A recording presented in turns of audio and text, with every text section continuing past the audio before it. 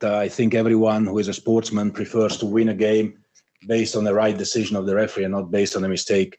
Last topic I want to mention, we had to suspend 2 of our members.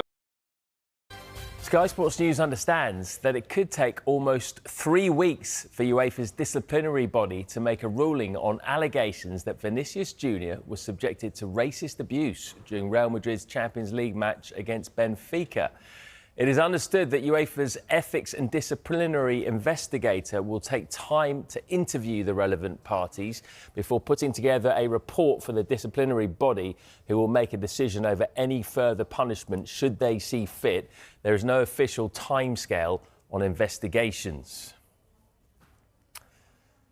Real Madrid have today released this statement. Real Madrid has actively collaborated with the investigation opened by UEFA after the unacceptable episodes of racism experienced during that match. Real Madrid appreciates the unanimous endorsement, support and affection that our player Vinícius Júnior has received from all areas of world football. Real Madrid will continue to work in collaboration with all institutions to eradicate racism, violence and hatred in sport and society.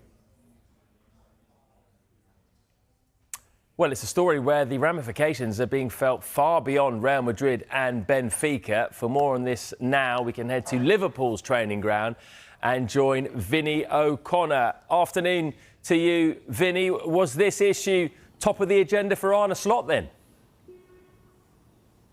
It was. It's difficult for Arne Slot in a situation like this to say too much as well, with that UEFA investigation now open. But clearly there was support for Vinícius Júnior given what he's faced over in Lisbon the other night. And on top of that, of course, it would have been remiss not to ask him what message Arne Slot gives to his players were they to face such a similar situation, or indeed whether enough is being done to combat racism in football. Well, you can never do enough. You can always do more, and we should always try to do more to make sure this never happens again, and that's what I mean in general. I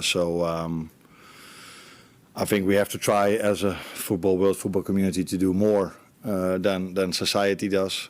That's maybe not so difficult, by the way, but and I think protocol has been followed during the game, so that's the first step. And now, and I think the football world reacted as you expected to react. And I'm trying to do the same now. We can never do enough or too much. We can do enough, but we can never do too much. No. OK, we're going to start, though, with that developing story in Lisbon. Real Madrid's Champions League playoff tie at Benfica was stopped for 10 minutes after Vinícius Júnior reported alleged racist abuse by an opponent. A number of the newspapers are covering this, including The Sun. Just to fill you in on what happened, Sun here has got it there. Vinícius walk off. A number of other newspapers have picked up on it as well, because it is a big story. This not the first time it has happened. Vinícius walk off, Brazilian in race row by Martin Blackburn in The Sun. He just scored, Vinícius Júnior. He'd celebrated, which some of the Benfica players had not taken kindly to, including Gianluca Prestiani. They exchanged some words. That is Prestiani there. You can see him covering his mouth. They exchanged words. Then Prestiani covered his mouth, said something, and immediately Vinícius Júnior ran to the referee and told him he'd been racially abused. The referee then immediately stopped the game, as is the UEFA protocol, and it was stopped for 10 minutes in the end. You can see the referee here being told by Vinícius, this is in The Guardian. Soon after that, he made a sign which signals the game is to be stopped. It can only be started again if players on both sides agree to restart it, which is what must have happened, because 10 minutes later it did. But in the meantime, Vinícius, as you can imagine, looked visibly upset.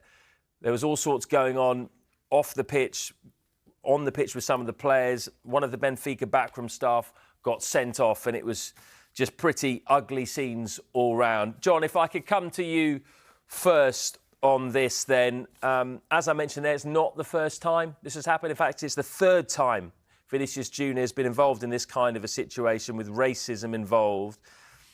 If this is true, If what was said was racist, is this arguably the most blatant instance of it that we've seen involving Vinícius?